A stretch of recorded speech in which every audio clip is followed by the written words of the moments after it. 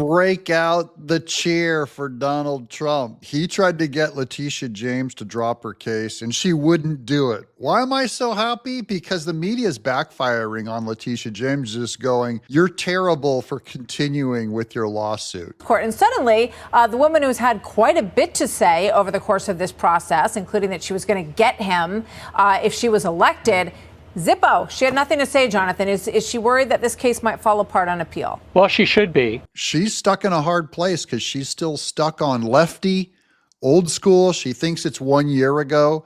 And she hasn't come to where the real game is today, which is she's got to drop this thing or she's going to get in serious trouble. Welcome to John Mike Keene. Let's read the article right here at Fox News. New York AG Letitia James says she won't drop civil fraud case against Trump. Trump demands James drop the case against him. Okay, we already knew that was happening. New York Attorney General Letitia James said she will not drop the civil fraud case against President-elect Donald Trump as she waits for the appeal court decision, arguing presidents are not immune from civil litigation. Technically true, but still politicized, and the appeals court, I believe, is going to reject her. Trump and his attorneys demanded that James drop her civil fraud case against him, his family, and his businesses for the greater good of the country last month. Trump was ordered to pay $454 million civil judgment in James's lawsuit against him.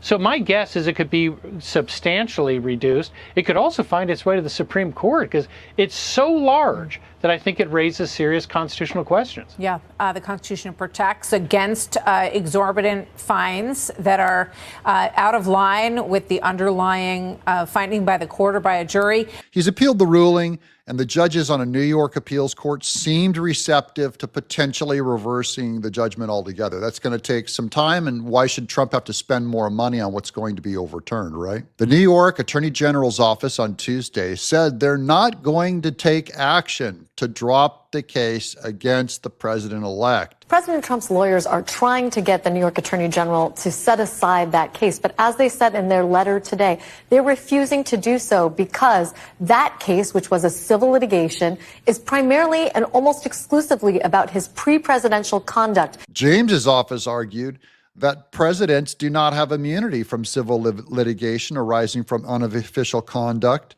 Said lawsuits may proceed while the president's in office. By the way, there's another potential investigation against Alvin Bragg, which we also support. Americans owe a great deal of thanks to this Manhattan jury for withstanding the political pressure, the threats against them, and delivering justice in this case. It is a disgrace. It is criminal that Manhattan DA Alvin Bragg and his prosecutor, Daphne Yaron, or however the hell you pronounce her name, brought these charges against a hero, Daniel Penny. Because they're going to find out if these people colluded, right along with Fonnie Willis, with the U.S. government, with the Biden administration. James's office also argued that the final judgment does not impact any conduct Trump may undertake as president. They also said Trump's inauguration is irrelevant to the 14 other defendants found liable in our case. James's office also said they're now waiting for a decision on Trump's appeal and said waiting for that decision in the civil matter does not in any way affect Trump's ability to serve as president. Here we are. So we've already gone into Letitia James botching it. Here's DA Alvin Bragg. Trump admin urged to launch federal civil rights probe into Manhattan District Attorney's office after Daniel Penny trial. So Daniel Penny was acquitted of his charges. Manhattan DA candidate Maud Marone suggests the Penny case will be Alvin Bragg's legacy. New York City Councilwoman Vicky Palladino is urging the incoming Trump administration to launch a federal civil rights probe into the Manhattan District Attorney's office on the heels of Marine veteran Daniel Penny's Monday acquittal, alleging District Attorney Alvin Bragg's charges in the high-profile subway chokehold case, among others, were politically motivated. If it is politically motivated, that's a civil right, guys. Quote, it's really simple. The Manhattan DA has made this racial. We have seen what AG Bragg has been capable of and has tried to pursue. And I think between Trump and now, this is the icing on the cake. With Penny, they make it a vendetta. He is definitely political.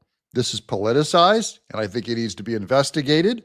I think the whole DA's office in Manhattan needs to be investigated. She told Fox and Friends on Tuesday, Palladino, a Republican, has been outspoken on 26-year-old Penny's behalf, expressing her support at a news conference last year, where she argued he has been failed by the system and demanded he receive a fair trial. There's Alvin Bragg. Huh? Did I do that? Yes, you did. Daniel Penny, it's obviously it was racial is why they did it, and that makes it a very serious federal crime, 18 U.S.C. Right. Section 241, conspiracy against rights. Right. Well, they called him the white man during this. So again, this was they infused race into it, where many on the subway that day were saying they were just terrified and they weren't looking at Daniel Penny as a white man, just somebody who stepped in possibly to subdue and maybe change the course of the way things could have gone on that car. Bragg did put out a statement saying, as with every case, we followed the facts and the evidence from beginning to end. The office carefully presented this case to a trial jury. What happens now? Alvin Bragg, Ray Kelly was on with us just a few minutes ago, the former commissioner. He says it's malicious prosecution. That's exactly right. I hope that when Pam Bondi wins Senate confirmation as our next Attorney General, she orders the Civil Rights Division to open a criminal probe on Manhattan DA Alvin Bragg and his entire office. They have politicized and weaponized their office against political opponents, and they have this malicious, racist prosecution against Daniel Penny.